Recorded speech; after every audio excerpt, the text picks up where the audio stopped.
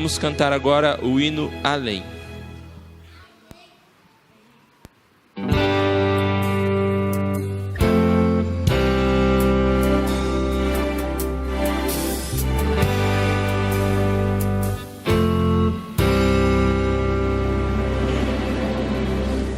Além do que vejo, há um Deus que me ama, muito além do que eu possa imaginar. Além dos meus fracassos existe o perdão, além dos meus pecados uma cruz,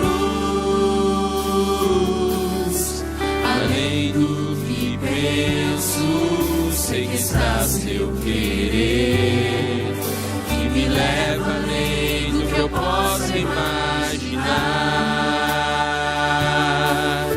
Além das fraquezas, a graça e poder para seguir nessa estrada, sem nada temer. Eu quero ir além para falar de Jesus. Quero ir além, ser o servo fiel.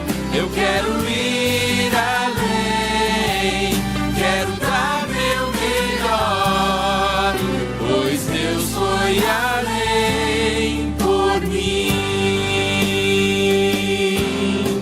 Além desse mundo, Ele foi preparar um lugar feliz onde eu possa morar.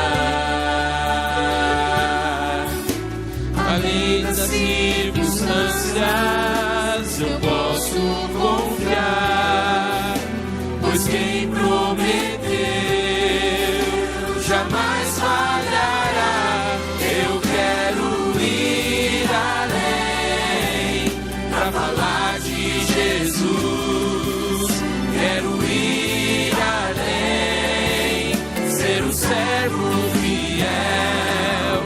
Eu quero ir além, quero dar meu melhor, pois Deus foi além por mim. Contigo, Senhor, quero andar, em teu amor vou além. Eu quero ir além para falar de Jesus. Quero ir além, ser um servo fiel. Eu quero ir além, quero dar meu melhor, pois Deus foi além por mim. Eu quero ir além para falar de Jesus. Quero ir além, ser um servo fiel. Eu quero ir além, quero dar meu melhor, pois Deus foi além por mim. Pois Deus foi além por mim.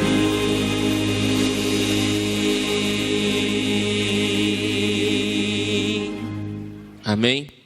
Nesse momento eu convido você a se levantar e juntos nós cantaremos o hino Restaura.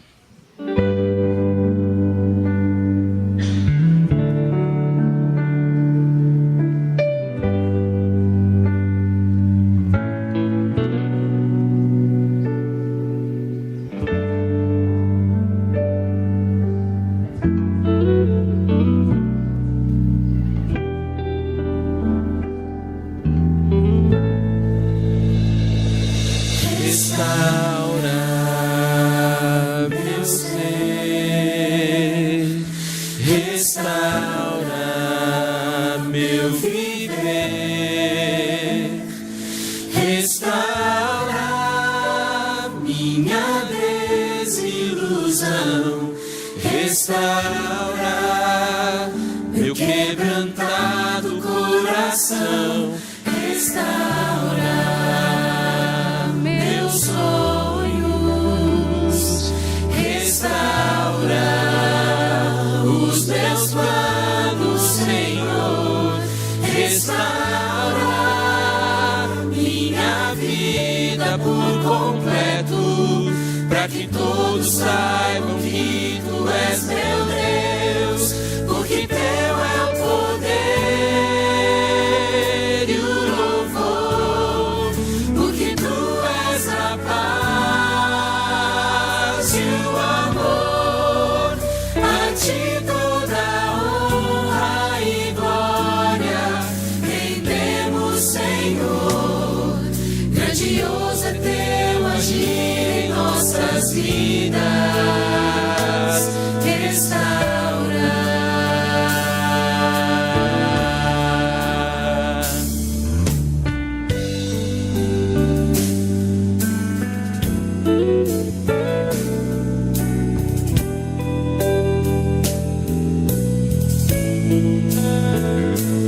Restaura meus sonhos, restaura os meus planos, Senhor, restaura minha vida por completo, para que todos saibam que Tu és meu Deus, porque Teu é o poder e o louvor, porque Tu és a paz e o amor, a Ti toda honra e glória rendemos, Senhor. Grandioso é Teu agir em nossas vidas, porque Teu é o poder e o louvor, porque Tu és a paz e o amor, a Ti toda honra e glória rendemos, Senhor. Grandioso é Teu agir em nossas vidas,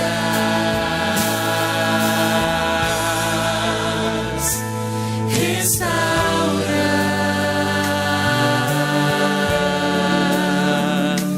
restaura,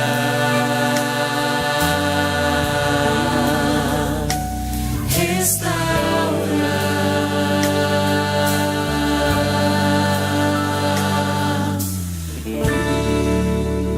Amém? Esse é o momento especial da nossa programação, onde será tocado um hino e você poderá vir até aqui o altar do Senhor, depositar os seus pedidos aqui na caixinha.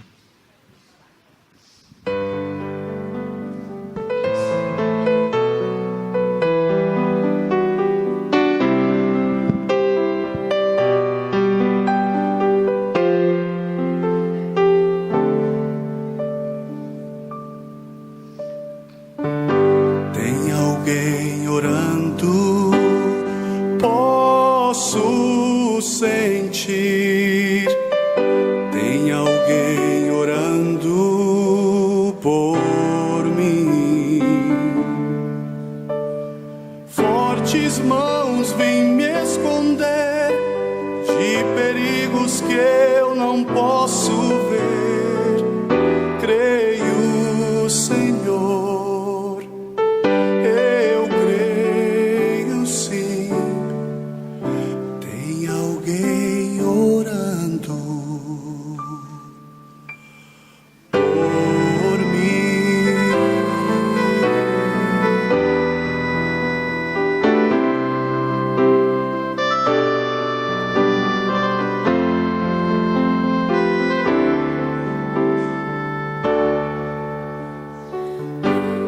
Anjos me guardam, posso sentir. Sim, anjos velam por mim. Mesmo sozinho em meio à escuridão, Estou seguro sob tua proteção, pois creio, ó Pai, eu creio sim. Boa noite, igreja. Então vamos orar então, de joelhos, por favor. Por mim, só no mundo andava a vagar, procurando solução. Paizinho querido, obrigado porque o Senhor nos trouxe mais uma vez aqui, em tão boas circunstâncias, para te adorar, te honrar e te glorificar. Obrigado por isso. O Senhor conhece todas as coisas. O Senhor conhece a cada pedido, a cada agradecimento, a cada oração. Por favor, atende conforme o teu querer. E te agradecemos porque o Senhor é o nosso Salvador e Senhor. Obrigado por isso. Confiamos no teu poder, na tua salvação. E nos ajude a testemunhar do teu amor, do teu carinho. E abençoe a cada um que aqui está. E aqueles que não vierem. Por favor, põe sua mão poderosa. Abençoe a cada um, conforme o teu querer. Te agradecemos em nome de Jesus. Amém. Amém.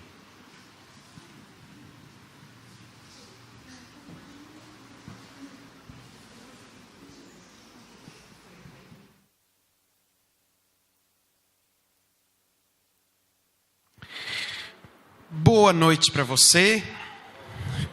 Espero que esse dia tão caloroso tenha sido uma bênção na sua vida, porque hoje fez calor, né? Eu não gosto de calor, eu gosto de neve, mas a gente não pode ter tudo na vida, né? Então, vamos tocando, vamos seguindo o barco. O William nasceu no frio, no dia 13 de julho, e agora está tendo dificuldades de se adaptar ao calor. Então está fazendo calor, ele chora. E tem um pulmão. Qualquer dia você ouve aí. O Miguel também tem, é? E aí tem dificuldades com o calor também, né? É assim.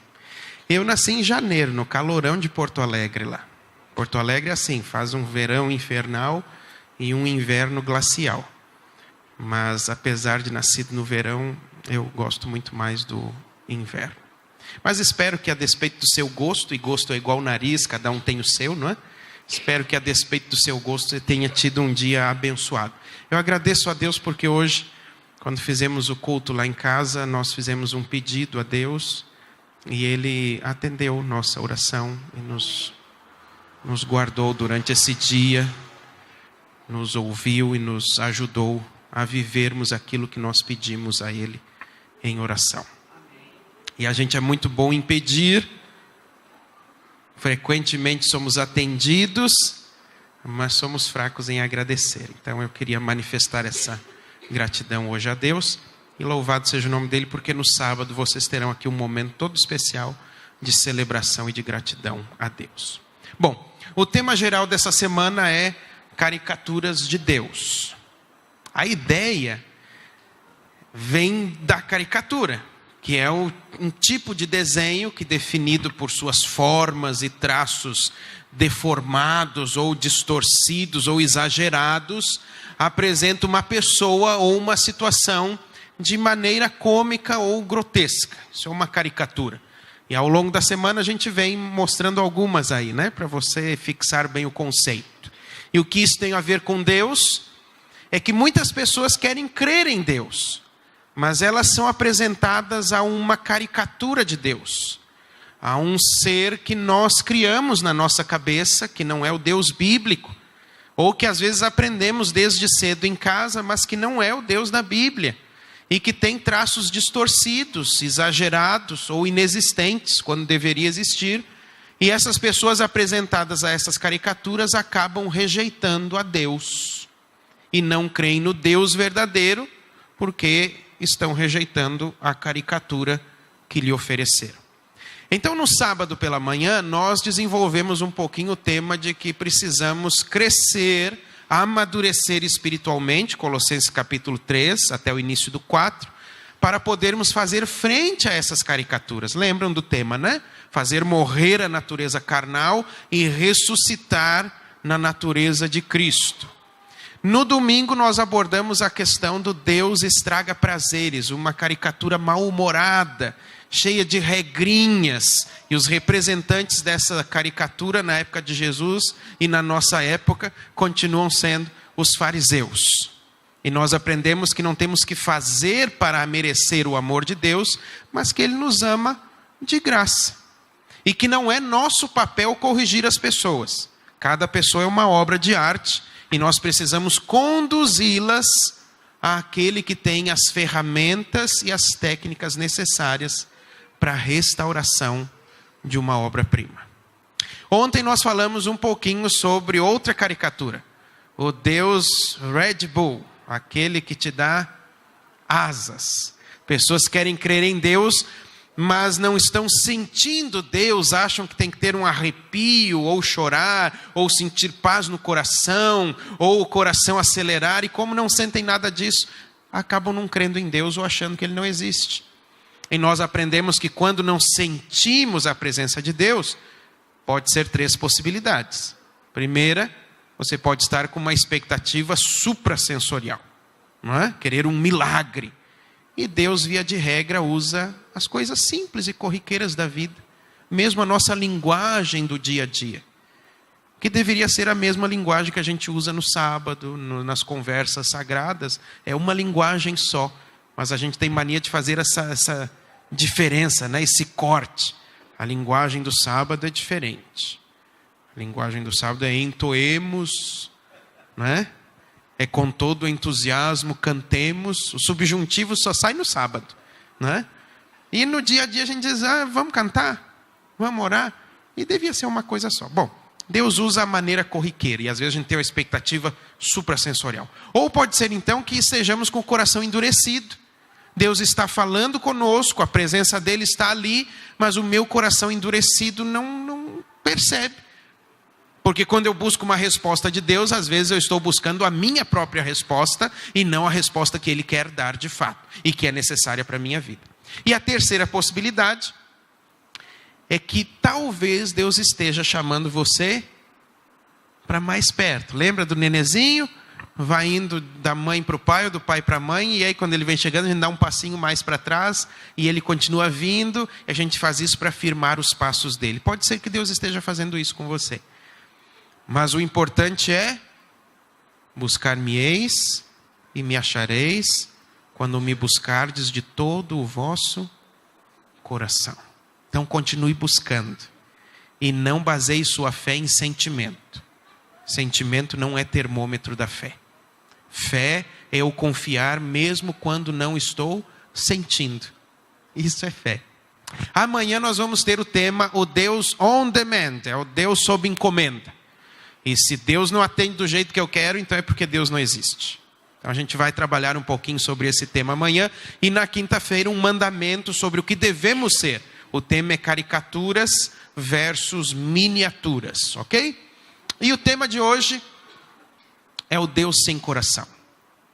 As pessoas questionam assim: se Deus é bondoso e não quer resolver, e não resolve o problema do mal, talvez seja porque Ele não tem poder para resolver. Outros questionam assim: se Deus tem poder para resolver o problema do mal e não resolve, é porque Ele não é bondoso. Outros ainda questionam: Deus é bondoso e quer resolver o problema do mal e tem poder, mas não o faz, então Ele tem um problema de caráter. Ou Ele tem uma ingerência na sua criação. Então esse é um grande questionamento que de longo tempo surge numa questão que nós chamamos em teologia de teodiceia, que é a defesa do caráter de Deus diante do mal. E como que fica isso? Por que pessoas boas sofrem? Bom, deixa eu dizer para você uma coisa. Primeiro, há coisas para as quais nós não temos explicação. Não adianta você perguntar para o pastor, não adianta você perguntar para o papa, não adianta você perguntar para o pai de santo, não adianta você perguntar para o rabino, não adianta você perguntar... Tem coisas que a gente não explica. Ok? Tem coisas que a gente não consegue alcançar a razão. Mas para o problema do sofrimento, nós precisamos, como cristãos, e nós temos esse privilégio de ter uma visão diferenciada da vida, precisamos colocá-lo dentro de uma moldura. E essa moldura, o povo adventista do sétimo dia chama de o grande conflito. Então, para começar a explicar um pouquinho a questão do sofrimento, Jesus contou uma parábola que tem tudo a ver com isso. Ele era o homem das parábolas, né? Era o homem da linguagem do dia a dia, para explicar as coisas santas. Mateus capítulo 13.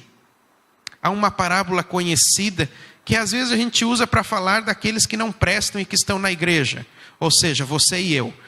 Mas eu queria dar uma ênfase um pouquinho diferente aqui em Mateus capítulo 13. E encaixá-la na moldura do grande conflito. Mateus capítulo 13, a partir do versículo 24, você tem a parábola do joio. O joio e o trigo. Veja o que diz o texto. Mateus capítulo 13, a partir do verso 24. Outra parábola lhes propôs, dizendo: o reino dos céus é semelhante a um homem que semeou boa semente no seu campo. Que tipos de semente ele semeou? Boa, ok? Geralmente, quando você pega as parábolas aqui, as figuras que Jesus está usando com o semeador, com o campo, é que o campo representa o mundo, ok? Aquele que lança a semente, geralmente, é o próprio Cristo. Bom, ele semeou boa semente no campo. Mas enquanto os homens dormiam, veio o inimigo dele, semeou o joio no meio do trigo e se retirou. E quando a erva cresceu e produziu fruto, apareceu também o joio. Então, vindo os servos do dono da casa, lhe disseram: Senhor, não semeaste boa semente no teu campo? Essa pergunta é o reflexo das que a gente faz hoje. Se Deus é bondoso, por que Ele não resolve o problema do mal? Se Deus tem poder, por que Ele não resolveu ainda o problema do mal? Senhor, não semeaste boa semente no teu campo? De onde vem, pois, o joio? Da onde vem o sofrimento? Ele, porém, lhes respondeu. E a resposta é simples. Qual é a resposta? Um inimigo fez isso. Essa é a resposta que muita gente não quer aceitar, porque nós gostamos de culpar a Deus. Se as coisas vão mal, a culpa é de Deus. Esses dias eu estava conversando com alguém em outra galáxia aí, e era um rapaz de coração quebrado, partido. Ele disse assim, brigando com Deus na angústia: mas por que o Senhor trouxe essa menina de volta para a minha vida?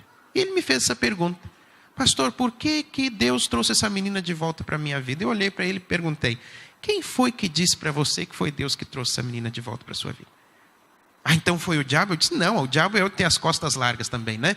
Eu tenho o pé atrás com as pessoas que dizem que tudo é culpa do diabo e com aquelas que dizem que nada é culpa do diabo. Ai, mas e se não foi Deus, não foi o diabo que trouxe a menina? Então que foi? Ué, foi você que deixou ela voltar para a sua vida, não é isso?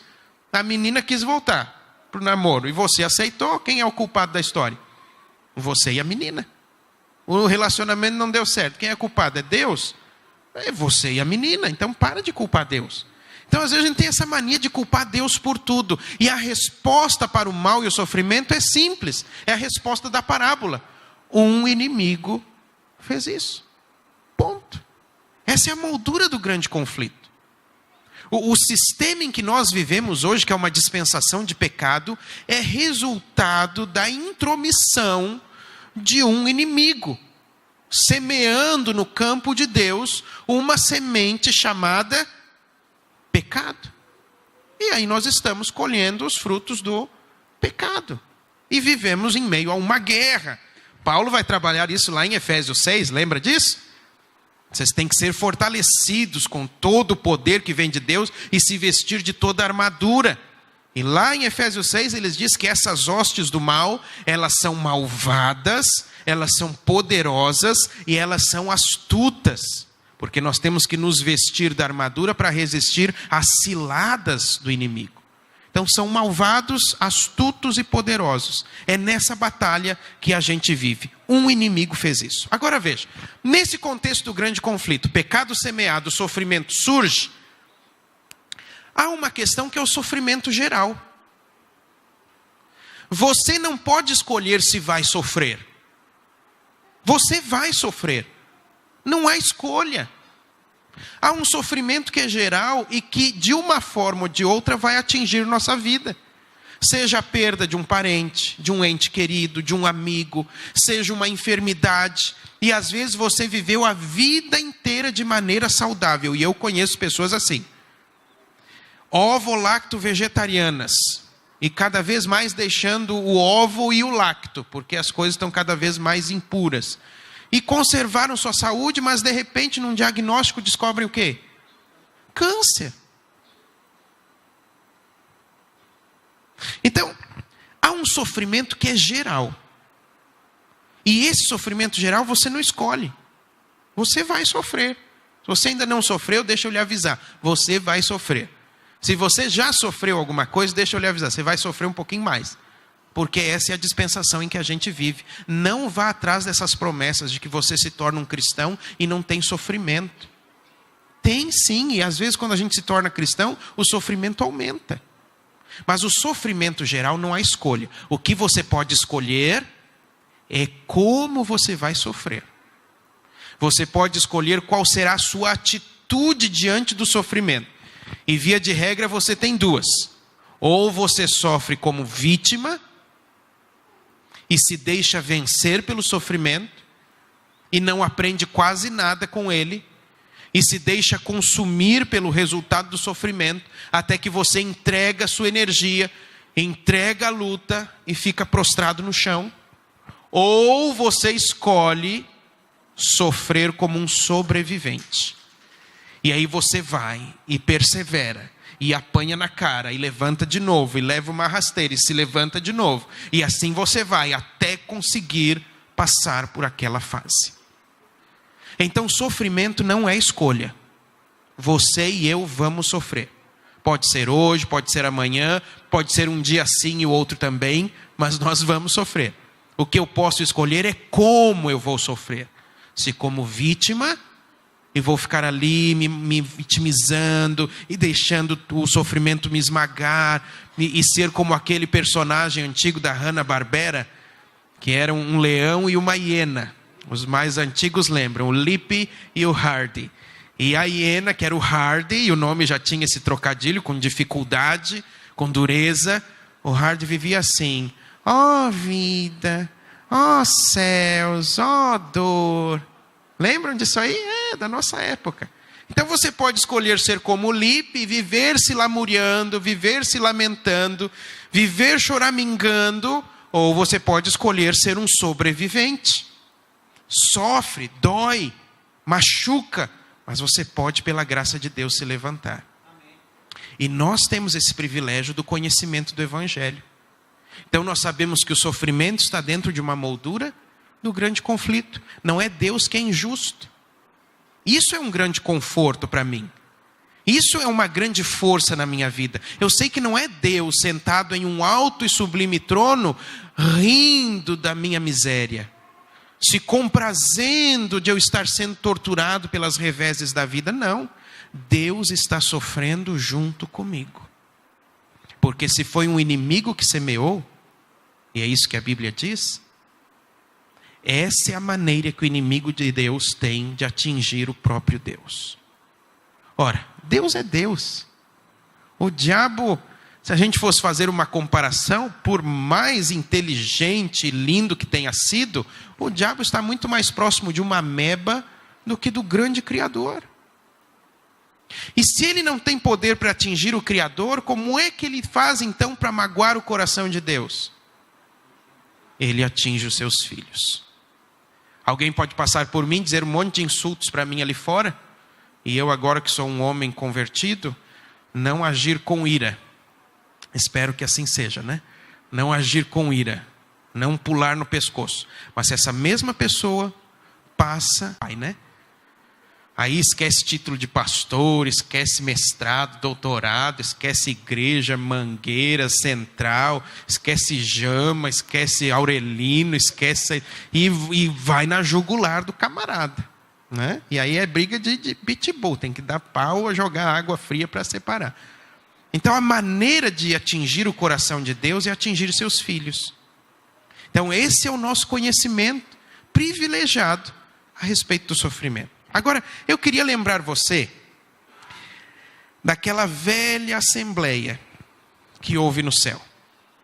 Lembra? Abra aí no livro de Jó, capítulo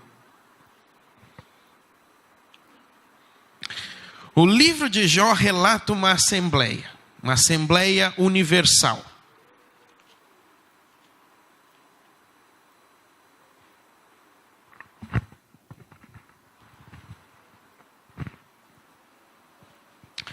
Versículo 6, Jó capítulo 1, versículo 6. Depois de descrever quem era Jó, homem íntegro, reto, temente a Deus, que se desviava do mal, que levantava alta madrugada para sacrificar por cada um dos filhos, não era um sacrifício geral, era um sacrifício para cada filho, caso eles tivessem caído em pecado na casa de um do outro em celebração.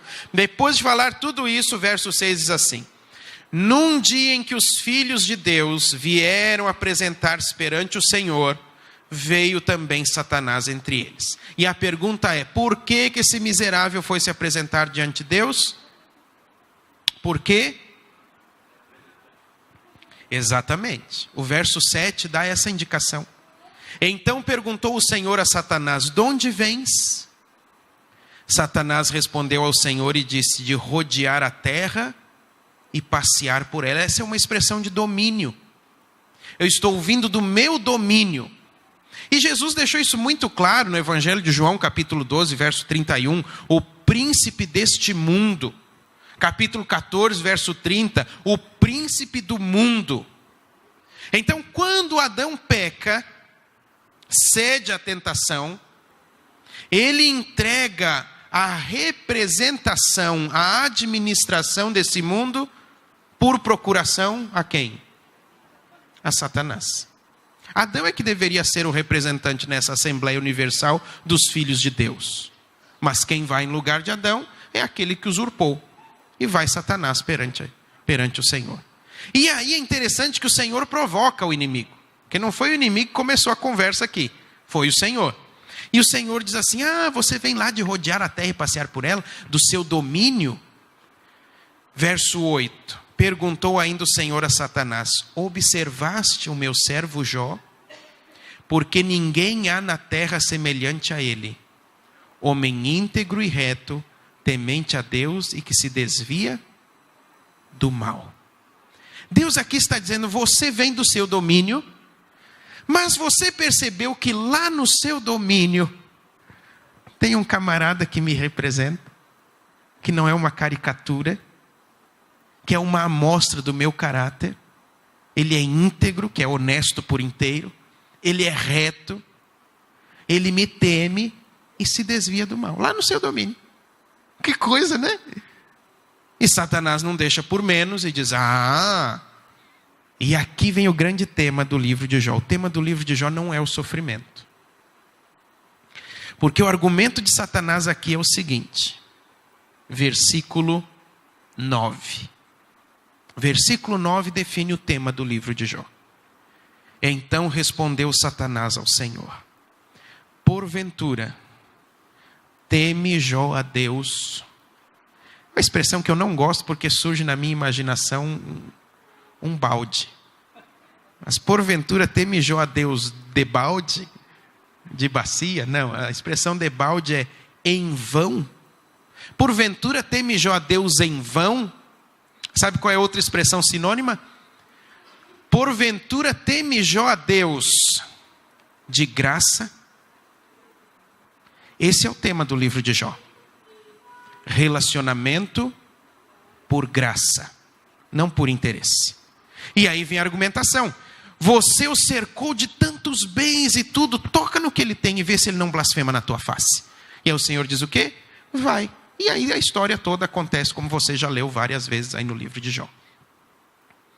Quando acontece de novo a reunião, aí o Senhor diz, você viu lá meu servo Jó? Íntegro, reto, que me teme, se desvia do mal. E ainda que você me incitou contra ele, ele não pecou em nada contra mim. E aí Satanás diz o quê? Pele por pele. Toca na vida dele e tudo que um homem tem, ele vai dar pela sua vida. Tudo que um homem tem. E aí Deus diz, então vai e toca. Mas só não tira a vida dele. Esse foi o grande problema de Jó, porque Jó queria ter morrido. O grande problema foi que a vida não foi tirada. Mas eu queria que você entendesse que o tema do livro de Jó não é o sofrimento é algo secundário. O tema do livro de Jó é a graça. Porque o argumento do inimigo de Deus diante do universo, desse que semeou a semente ruim é: será que aquele camarada que está indo lá na semana de oração na igreja central de Tatuí, ele se relaciona com o Senhor de graça? Ou será que ele se relaciona com o Senhor por interesse? Deus sabe, Deus conhece o coração, mas o universo não conhece. E aí Deus tem que fazer o quê? Põe à prova. Vamos ver, vamos mostrar para o universo se o fulano, se a fulana se relaciona comigo por graça ou por interesse. Esse é o tema do livro de Jó. E o livro de Jó introduz um outro tipo de sofrimento que não é o sofrimento geral. É um sofrimento específico que sofre aquele que é povo de Deus. Porque é um sofrimento que vem para defender o caráter de Deus diante do universo.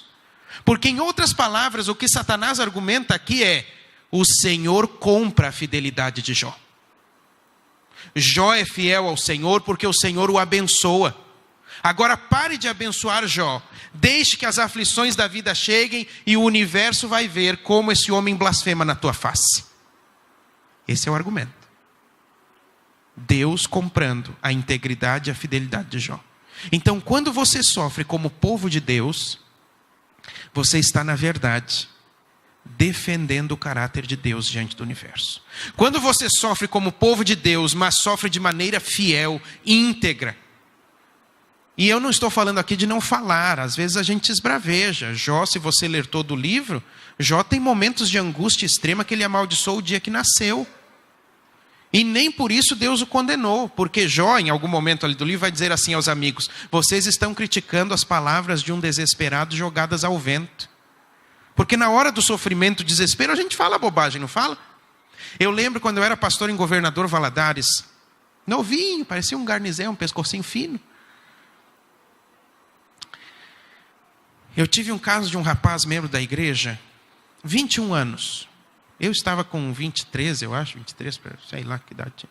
Não lembro mais, hoje em dia a gente perde a memória rápido, né? Mas o menino tinha 21 anos, 23 anos, 21, eu falei 21, eu que tinha 23. E ele trabalhava numa companhia elétrica, dirigindo o caminhão, carregava os postes de energia. Um dia na viagem ele ouviu algum barulho na traseira do caminhão, ele parou para verificar, encostou, e quando ele foi averiguar a segurança dos postes, o negócio soltou. E os postes caíram por cima dele. Ele morreu esmagado ali. Seu tórax foi todo esmagado. Alguma notícia distorcida chegou na casa dele e da mãe dele. Mas não sabiam o que era. Aconteceu um acidente com fulano. E essa mãe, porque mãe é mãe, independente da idade, se o filho já casou, se o filho... Mãe é sempre mãe. Mãe é aquela que quando o filho sai da casa dela para voltar para sua casa, ela fica esperando o quê? Um alô, um WhatsApp, um aviso de cheguei bem, porque aí ela dorme. Mãe é mãe. E essa mãe que ouviu isso tudo distorcido, correu para a casa do filho. E ficou lá na frente, esperando notícia. De repente encosta um carro com rapazes da empresa que não sabiam que aquela senhora era a mãe dele e perguntam: aqui é a casa do fulano? É sim, por quê? Porque o fulano morreu esmagado pelos postes. Essa mulher entrou em choque. Aí me ligaram à noite. E eu prontamente vesti a roupa, corri para lá. E essa senhora já estava à base de calmantes. Eu fiquei sentado ao lado dela, segurando a mão dela, boa parte da madrugada dentro. Quando chegou o momento funeral no dia seguinte, o caixão estava lá fechado por causa da situação do corpo do rapaz. E quando essa mãe entrou na igreja, ela chorava um choro que dificilmente eu vou ver de novo no meu ministério. E ela se jogou, uma senhora adventista do sétimo dia que crê na ressurreição. Ok. Agora porque você crê na ressurreição, não pode chorar? E ela se jogou no caixão com uma angústia, uma dor, e ela dizia assim: por que Deus fez isso comigo? Por quê? E aí uma diaconisa se aproximou dela e começou a dar um sermão nela. Não, porque você não pode dizer isso. Mas quando eu percebi com o meu olho de águia assim, eu aterrissei ali, peguei a senhora assim e disse: vem comigo aqui, irmã, vem aqui, porque Deus... Por quê? Porque você acha que Deus vai levar em conta o que uma mãe sofrendo, a angústia da perda de um filho numa ida antinatural, porque geralmente vão os pais, depois os filhos, e agora isso se inverte, e ela cheia de sonhos, querendo ver o filho acompanhar os seus netos e tudo mais, e agora não há mais vida. Você acha que Deus vai levar em consideração as palavras que aquela mulher disse no momento de angústia e sofrimento? É claro que não. Ah, mas como é que o Senhor prova isso? Leia o livro de Jó, criatura. Se você chegar lá no final, apesar de tudo que Jó falou, Deus vai dizer assim, lá no final, no último capítulo: o meu servo Jó disse o que era reto ao meu respeito. E vocês, os amigos, só disseram loucura. Só loucura. Tentar explicar o sofrimento como os amigos de Jó fizeram, Deus chama de quê? Loucura. É loucura, porque tem coisa que não tem explicação. Agora, mesmo sem explicação, quando você sofrer como povo de Deus, saiba que você está sofrendo para defender o caráter de Deus diante do universo. Para provar para o mundo e para o universo que Deus não comprou sua fidelidade. Que você realmente crê: o Senhor é o meu pastor e de nada tenho falta. E às vezes pode faltar dinheiro para pagar a conta de luz, mas o Senhor continua sendo o meu pastor. Às vezes pode faltar dinheiro para completar a cesta básica do mês, mas o Senhor continua sendo o meu pastor. Às vezes pode faltar saúde e eu parar num leito de hospital olhando para cima, mas o Senhor continua sendo o meu pastor. Às vezes pode faltar paciência para continuar investindo num relacionamento, mas o Senhor continua sendo o meu pastor. Quando a gente sofre como povo de Deus, é para defender o caráter de Deus diante do universo e provar que Deus se relaciona conosco de graça. Ele não compra a nossa fidelidade. E para provar que nós nos relacionamos com Ele por graça, não por interesse, nas bênçãos que Ele tem para oferecer ao seu povo. Essa é a moldura do grande conflito para entender a questão do sofrimento. Lembre-se, o sofrimento geral, esse sofrimento aí que é resultado do pecado, você não escolhe. Você vai sofrer de um jeito ou de outro. Você escolhe o quê? Como? Como vítima? Ó vida, ó céus, ó dor, ó... Ou como sobrevivente? Apanhei, caí, me machuquei, está difícil, mas eu vou seguir em frente pela graça do Senhor. Eu vou me levantar, e se eu cair, eu me levanto de novo. E quantas vezes eu cair, para todas as vezes há promessas de Deus para me erguer e me colocar no caminho da salvação. E há um sofrimento específico, que é um sofrimento que o diabo tem prazer em trazer sobre os filhos de Deus, para tentar provar como acusador que os seus filhos se relacionam com Deus por interesse. Aí você tem que permanecer fiel. Louvado seja Deus, sabe por quê? Porque pelo menos o acesso às cortes celestiais, ele perdeu. Quando o Senhor Jesus ressuscitou, aí é o contexto exato das palavras de Apocalipse 12. Abra lá comigo. Embora a gente aplique o texto à batalha inicial no céu, e ele pode ser aplicado sem problema algum à batalha inicial no céu, o texto de Apocalipse 12 tem muito mais a ver em seu contexto literário com a cruz, a ressurreição e a ascensão. Apocalipse capítulo 12, versículo 7 em diante. Houve peleja no céu. Miguel e os seus anjos pelejaram contra o dragão. Também pelejaram o dragão e seus anjos. Todavia não prevaleceram, nem mais se achou no céu o lugar deles. E foi expulso o grande dragão. E essa expressão foi expulso é a mesma expressão que João, o autor do Apocalipse, vai usar no capítulo 12, verso 31. E agora é chegada a hora e o príncipe deste mundo será expulso. É a hora da cruz, a hora do julgamento. E foi expulso o grande dragão, a antiga serpente que se chama Diabo e Satanás, o sedutor de todo mundo, sim, foi atirado para a terra e com ele os seus anjos. Então ouvi grande voz do céu proclamando: agora veio a salvação, o poder, o reino do nosso Deus e a autoridade do seu Cristo. Pois foi expulso o acusador de nossos irmãos, o mesmo que os acusa de dia e de noite diante do nosso Deus. Esse texto é fantástico. Agora veio a salvação, o poder, o reino do nosso Deus e a autoridade do seu Cristo. Por isso que ele tem a ver com a cruz, a ressurreição e a ascensão. Lembra em Mateus 28, quando Jesus ressuscita, ele diz o que aos discípulos? Toda a autoridade me foi dada no céu e na terra. Agora não é mais o príncipe deste mundo quem representa a humanidade. Agora quem representa a humanidade é o segundo Adão. É aquele que veio para acertar onde Adão errou. É aquele que veio para vencer onde Adão fracassou. É aquele que veio para reconquistar. Aquele que invadiu a casa do valente, o amarrou, saqueou os seus bens e recuperou o domínio desse mundo para a glória de Deus Pai. É esse que nos representa. É no peitoral dele e nos seus ombros, no santuário celestial, que o seu povo está representado. Ele é o nosso sumo sacerdote. E eu queria terminar essa noite com um texto, o último texto, para fortalecer na sua mente essa questão do sofrimento como defesa do caráter de Deus. É a carta de Pedro, 1 Pedro. 1 Pedro, se você chamar de livro, e primeira carta de Pedro, se você quiser referir-se como carta, capítulo 4. Pedro aqui está falando a um povo que estava sofrendo porque era cristão. Capítulo 4, a partir do verso 12.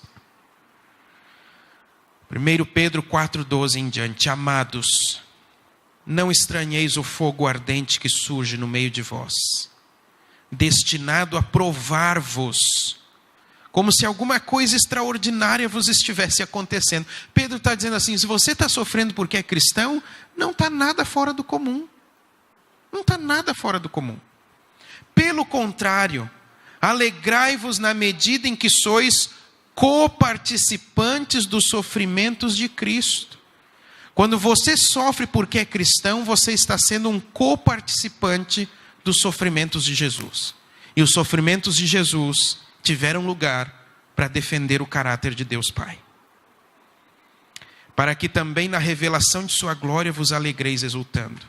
Se pelo nome de Cristo sois injuriados, bem-aventurados sois, porque sobre vós repousa o Espírito da glória e de Deus. Não sofra, porém, nenhum de vós como assassino, ou ladrão, ou malfeitor, ou como quem se intromete em negócios dos outros, que é o mexeriqueiro, que é o caluniador, que é o que vai extorquir. Não, se você sofra como cristão. Mas se você sofrer como cristão, diz o 16, não se envergonhe disso. Antes, glorifique a Deus com esse nome. Quando você sofre como cristão e permanece fiel, você glorifica o nome de Deus. Quando você sofre como cristão e permanece fiel, você glorifica o nome de Deus. Então, por favor, não caia nessa história de uma caricatura de um Deus sem coração. Deus tem um coração que nos ama com um amor mais forte do que a própria morte. Por que então nós temos sofrimento? Porque o inimigo plantou. E sabe por que demora tanto tempo para resolver? Eu vou aproveitar esse contexto de eleição para ilustrar. Porque é igual proposta de governo. Chega alguém com uma proposta linda de governo e a gente fica tudo iludido e crê e tal. Aí a gente vota. E demora um tempo para se comprovar se a proposta era boa ou se a proposta era ruim. Satanás veio com uma proposta de governo para o universo. Olha, votem em mim e eu vou fazer muito melhor que o Altíssimo. E Deus teve que fazer o quê? Deixar que alguns escolhessem. Escolham. E agora ele precisa deixar que a proposta de governo se desenvolva para que o universo inteiro perceba que a proposta de governo de Satanás não presta. É por isso que tem demorado tanto tempo. Para que o universo seja de fato vacinado contra o problema do pecado. E além do mais, Deus é paciente. Ele não quer que nenhum se perca. É o que Pedro falou na sua carta. Graças a Deus, porque nós já sabemos que a proposta de governo de Satanás consiste em pecado, em separação entre o homem e Deus. E nós não queremos isso. Ainda que soframos, queremos permanecer fiéis ao nosso Deus. Alguém contou certa vez que nos anos de 1800 e alguma coisa, uma mãe querendo encorajar o seu pequeno filho, que estava tendo algumas aulas de piano, a se aprofundar mais e a ter mais gosto, resolveu levar o seu pequenino a um teatro, onde iria se apresentar o grande pianista Paderewski. E aquela mãe entrou pela porta do teatro, trouxe o filhinho pela mão, o colocou assentado ali entre os primeiros assentos para poder olhar com detalhes os dedos do pianista e ficar cativado por aquela performance tão majestosa. Mas de repente, sentada ali, ela observou que uma amiga também havia chegado no teatro. E você sabe que quando uma amiga encontra outra amiga, dá conversa, não é? É coisa boa isso. E ela disse: filho, fique aqui, que eu vou ali falar com a fulana. E ela foi falar com a fulana, e a conversa começou a ficar mais interessante, tal, até que de repente, aquela criança cansada de ficar sentada ali, e criança é sempre criança, resolveu explorar o ambiente do teatro. Andou ali, andou aqui, andou ali. De repente ele entrou por uma portinha aqui no palco, foi lá para trás do palco e saiu por outra porta, onde ele viu um belíssimo piano. E ele disse: que beleza, acho que eu podia praticar um pouquinho nesse piano. E ele se assentou ali no piano e começou a dedilhar algumas notinhas assim.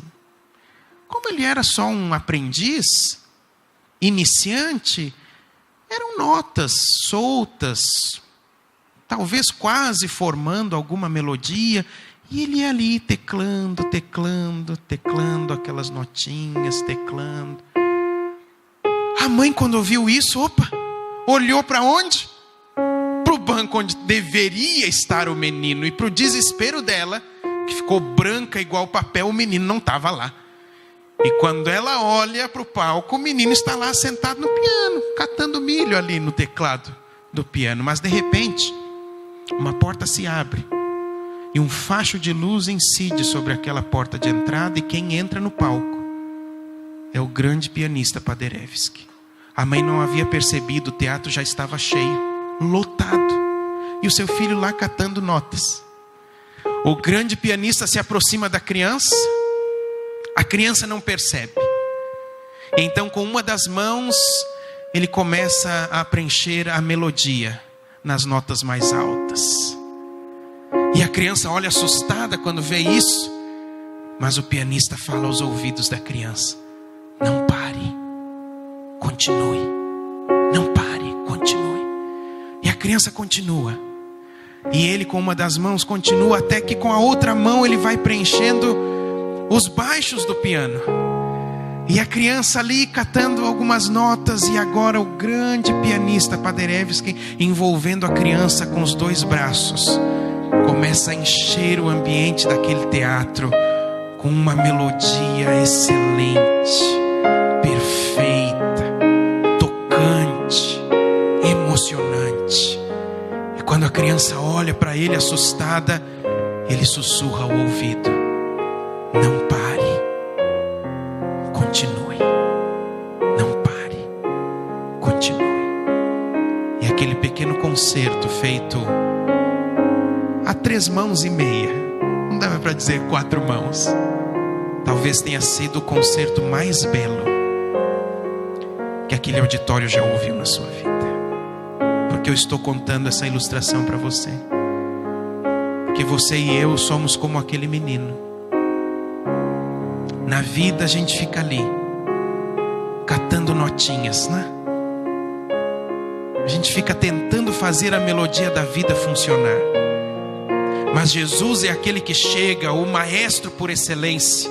É aquele que toma a nossa vida nas mãos dele, a despeito de todo sofrimento, todo desgaste, toda angústia, e ele começa a preencher a melodia da nossa vida. E quando a gente se assusta, ele olha para nós e diz: não pare, continue, eu estou com você, eu toco junto com você. Ele nos envolve com a outra mão e continua preenchendo os baixos da melodia da nossa vida. E se a gente se assusta, ele olha e diz: não pare, continue, porque juntos, você e eu, nós podemos tocar para o universo a melodia mais bonita que ele já ouviu, que é a melodia da vida de um pecador que continua sendo fiel a Deus, a despeito de qualquer sofrimento. Esse é o convite de Deus para nós nessa noite. Eu queria convidar você a ficar em pé para terminarmos cantando esse hino, Bem Junto a Cristo, como resposta nossa, da igreja, ao que Deus faz na nossa vida, ao que Deus continuará fazendo, nos protegendo do mal e nos dando força em meio ao sofrimento.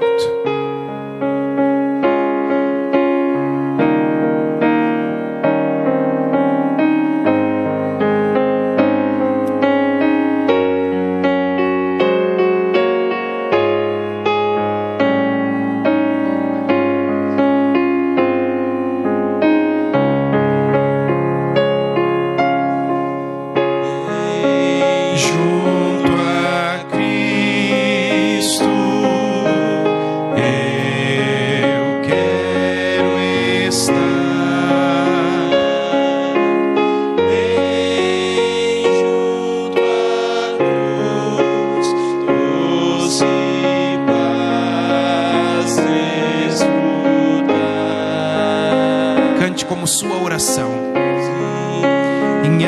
Ao teu peito eu busco a paz,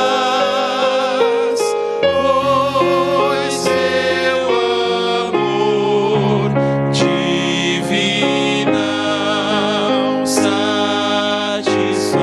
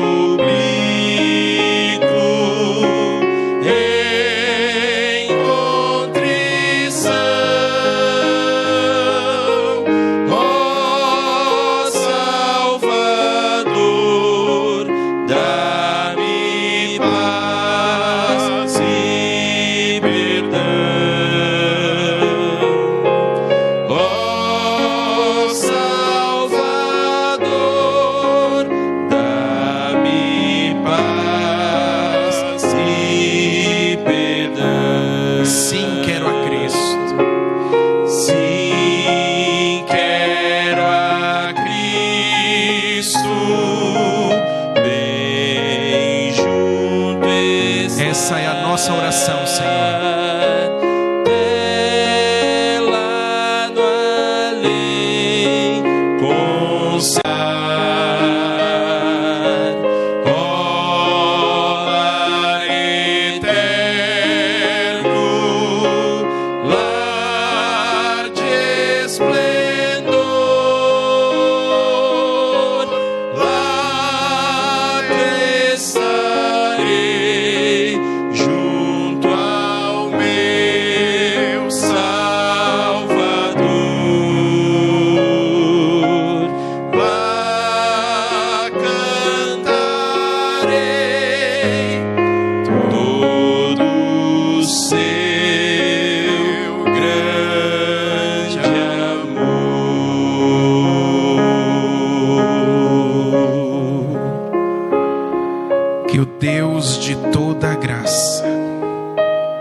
Nos encha com sua glória, poder e força, para permanecermos fiéis em meio ao sofrimento, para escolhermos ser sobreviventes, para defendermos e vindicarmos o nome do Senhor diante do universo, revelando que Ele não compra nossa fidelidade, mas que somos fiéis por conta do seu amor maravilhoso, revelando que não nos relacionamos com Ele por interesse em suas bênçãos, mas que o buscamos porque Ele é a razão da nossa existência. Que sejamos fortalecidos com o poder que vem do alto e animados a prosseguir a cada dia no caminho da salvação, em nome do Pai, do Filho e do Espírito Santo. Amém.